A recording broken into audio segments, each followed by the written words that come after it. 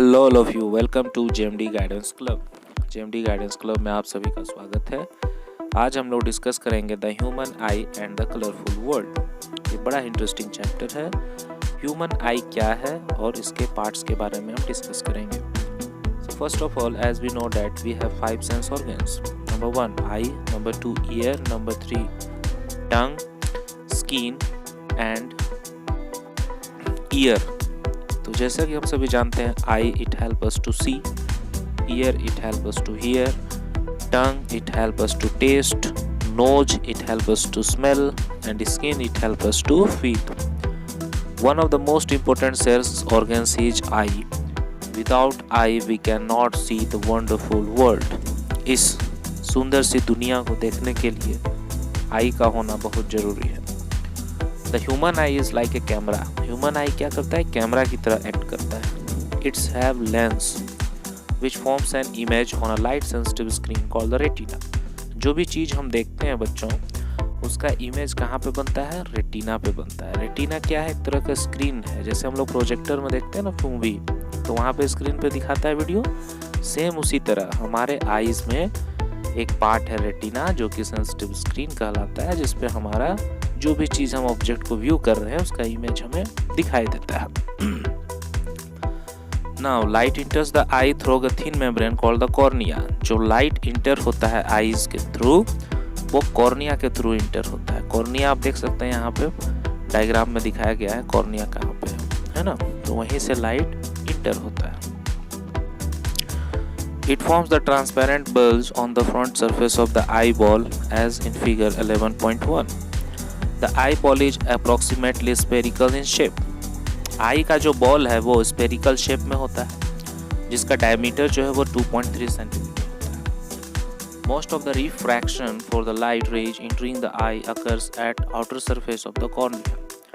The crystalline lens merely provides the finer adjustment of focal length required to focus objects at different distance from the retina. We find a structure called iris behind the cornea. Cornea के just बगल में iris होता है, और iris जो है वो dark muscular diaphragm है। वो कंट्रोल करता है साइज ऑफ द पुपिल। हम लोग जानते हैं कि पुपिल का साइज जो है वो बड़ा छोटा होता है। जब हम लोग पूरा दोपहर एकदम नून टाइम में जब हम सन को देखते हैं तो क्या ऑब्जर्व करते हैं? हमारा आई बॉल जो है वो छोटा हो जाता है। अचानक हम पूरे डार्क से ब्राइटनेस की तरफ जाते हैं तो क्या होता है? आई बॉल में साइज जो है वो छोटा बड़ा होता है। अचानक आप उजाला से अंधकार की तरफ जाएंगे तो आपको चीज़ें नहीं दिखती है। कुछ समय के बाद, कुछ सेकंड के बाद जब आई बॉल अपना शेप में ले लेता है तभी हम उसको व्यू कर पाते हैं। So the pupil's iris is a dark muscular diaphragm that controls the size of the pupil. Pupil regulates and controls the amount of light entering the eye. जितना लाइट चाहिए उतना ही पुपिल जो है इंटर करने देगा। जब ज़्यादा लाइट होता है तो ऑटोमेटिकली हमारा आई जो है वो क्लोज हो जाता है। Retina is a delicate membrane having enormous number of light sensitive cells. Light sensitive cells get activated upon illumination and generate electrical signals. These signals are sent to brain via the optic nerves, and the brain interprets these signals and finally processes the information that we perceive objects as they are. Optic nerve जो है वो message भेजने का काम करती है brain को, जिससे हम परसेप्शन का काम करते हैं। Now, the protection of eye is very important. If we damage our eyes or we are suffering from malnutrition, then we lost our vision. For example, जिसको विटामिन ए की कमी होती है तो उसका जो आई साइट होता है वो उतना स्ट्रॉन्ग नहीं होता है। आई साइट कम होने की वजह से उसको दिखाई नहीं देता है। तो ग्रीन वेजिटेबल्स आप ज़्यादा से ज़्यादा खाएं, आयरन से भरपूर न्यूट्रिशन फूड खाएं आप, तो आपका आई का साइट जो है वो निश्चित रूप से इंक्रीज होगा। Now we will discuss about power of accommodation. क्या है power of accommodation? Power of accommodation एक तरह का एबिलिटी है जिससे आई लेंस जो है एडजस्ट करता है इसको फोकल लेंथ को। The ability of the eye lens to adjust its focal length is called accommodation. जैसे कि हम सभी जानते हैं कि नियर बाय ऑब्जेक्ट का व्यू कितना होता है एक नॉर्मल इंसान का? 25 सेंटीमीटर। तो 25 सेंटीमीटर तक हम विदाउट किसी चश्मे की हम देख सकते हैं। ये नॉर्मल व्यू होता है। अब है कि why do we have two eyes for vision and not just one. भगवान ने, ईश्वर ने हमें दो आंखें क्यों दी है, जबकि हम एक आंख से भी देख सकते हैं चीज़ों को। तो there are several advantages of our having two eyes. It gives wider field of view. सबसे पहली बात यह है कि जितने वाइडर शेप में दिखना चाहिए वैसा दिखता नहीं है एक आंख से, इसलिए जब हम दोनों आंख खोलते हैं तो 180 डिग्री का व्यूज हमें दिखता है। A human being has a horizontal field of view of about 150 degree with one eye and of about 180 degree with two eyes.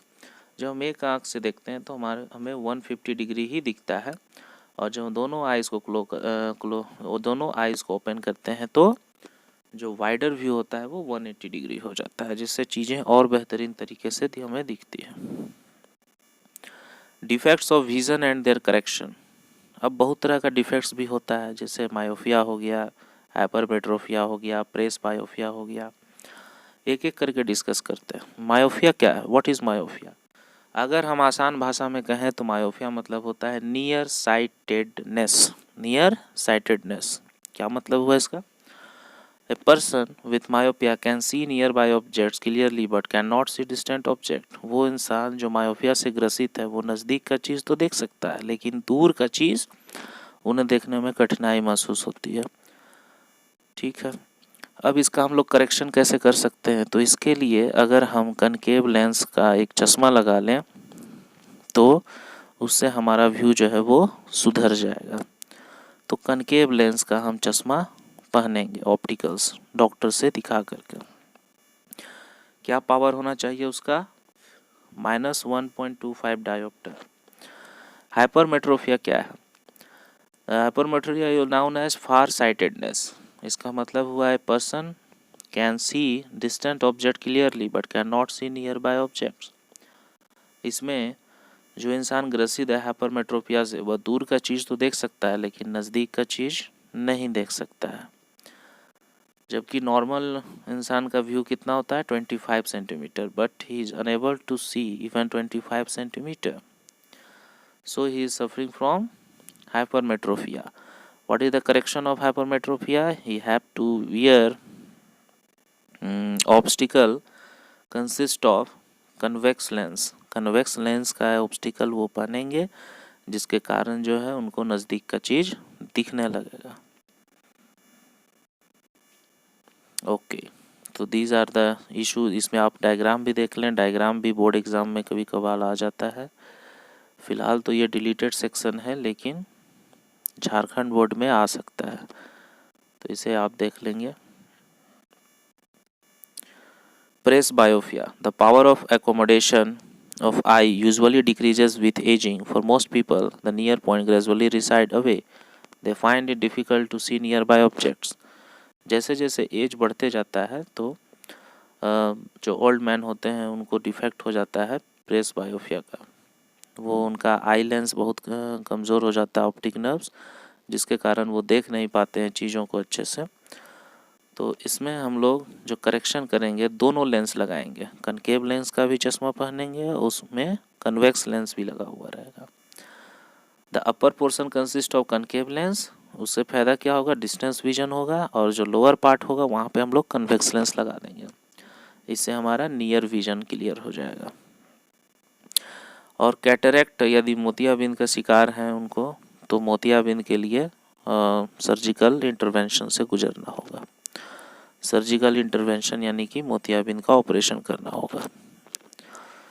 तो हम लोगों ने जाना आई के बारे में, ह्यूमन आई और उसके पार्ट्स के बारे में, प्लस उनके डिफेक्ट्स, क्या क्या डिफेक्ट्स होते हैं, उनका इम्प्रूवमेंट कैसे होगा, और डायग्राम के साथ हम लोगों ने देखा किस तरीके से इसको सुधारा जा सकता है।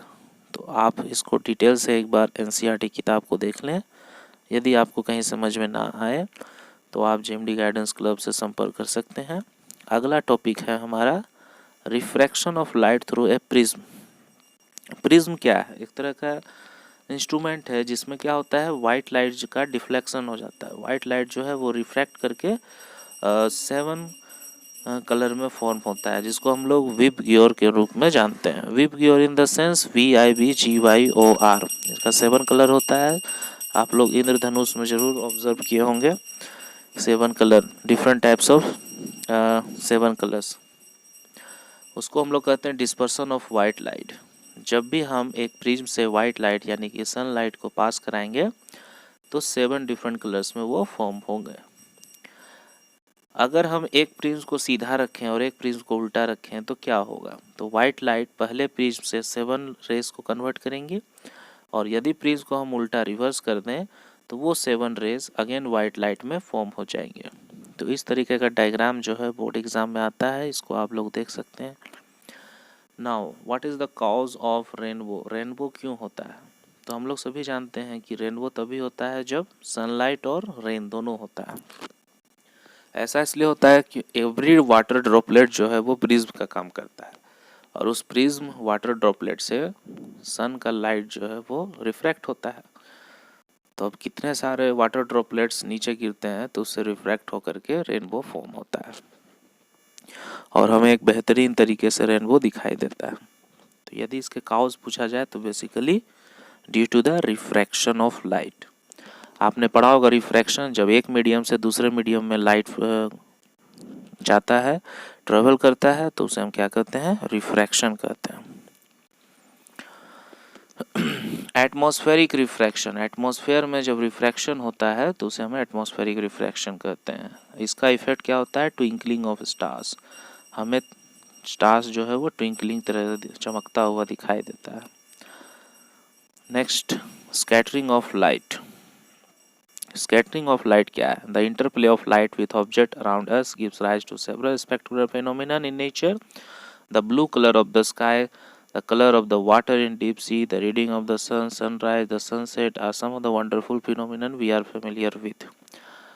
अलग अलग लाइट हमें दिखता है, जैसे उगता सूरज जब सनराइज होता है तो हमें बिल्कुल अलग रेड कलर का दिखता है, नून पीरियड में ये थोड़ा येलो साइज का दिखता है, again in the evening it is looks very much beautiful.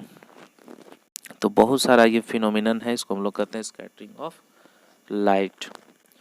और जब ये छोटे छोटे पार्टिकल्स कहीं किसी पेड़ के पत्ते से या किसी पुराने घर से आता है तो हमें दिखता है कि उसमें पार्टिकल्स जो है वो फ्लो कर रहा है, और सनलाइट में हमें पार्टिकल्स शो होता है, लगता है कि वो डस्ट पार्टिकल्स है। टाइडल इफेक्ट क्या है? Tidal effect, the earth atmosphere is a heterogeneous mixture of minute particles, and these particles include smoke, teeny water droplets, suspended particles, dust and molecules of air। हम सभी जानते हैं कि हमारे atmosphere में बहुत सारा डस्ट पार्टिकल्स है, स्मोक है। तो क्या होता है, जब सनलाइट इंटर करता है हमारे हाउस में तो उसमें बहुत सारे पार्टिकल्स हमें मूव करते दिखाई देते हैं। यही this effect is called tidal effect. Why is the colour of the sky blue? Actually हमारा स्काई का कलर जो है वो ब्लैक है, लेकिन ये ब्लू इसलिए दिखता है क्योंकि बहुत सारा पोल्यूशन और डस्ट पार्टिकल्स जो है वो हमारे स्काई की तरफ जाते हैं, और इसके बाद जो रिफ्रैक्शन होता है तो उसमें ब्लू कलर का वेवलेंथ जो है वो ज़्यादा दिखता है। इसके कारण हमें स्काई जो है वो ब्लू अपीयर होता है, but actually it is black in colour. Colour of the sun at sunrise and sunset, जब सनराइज होता है तो बिल्कुल नॉर्मल व्यू से भी ज़्यादा हमें ये रेड दिखाई देता है, और जैसे ही ये सनसेट होता है सेम उसी तरह फिर से ये व्यू आ जाता है। तो बिल्कुल इसमें अलग अलग तरीके का डिस्कशन किया हुआ है, आप इसको बेहतरीन तरीके से पढ़ें, बहुत ही इम्पोर्टेंट है ये लाइट चैप्टर, और इसमें स्पेशली ह्यूमन आई जो है वो बहुत ज़्यादा आने वाला क्वेश्चन है। इसमें मायोपिया, हाइपरमेट्रोपिया से तो क्वेश्चन हर बार पूछे जाते हैं, तो इसको आप ज़रूर देख लें। इसका करेक्शन डायग्राम ये ज़रूर देख करके जाए। Thank you.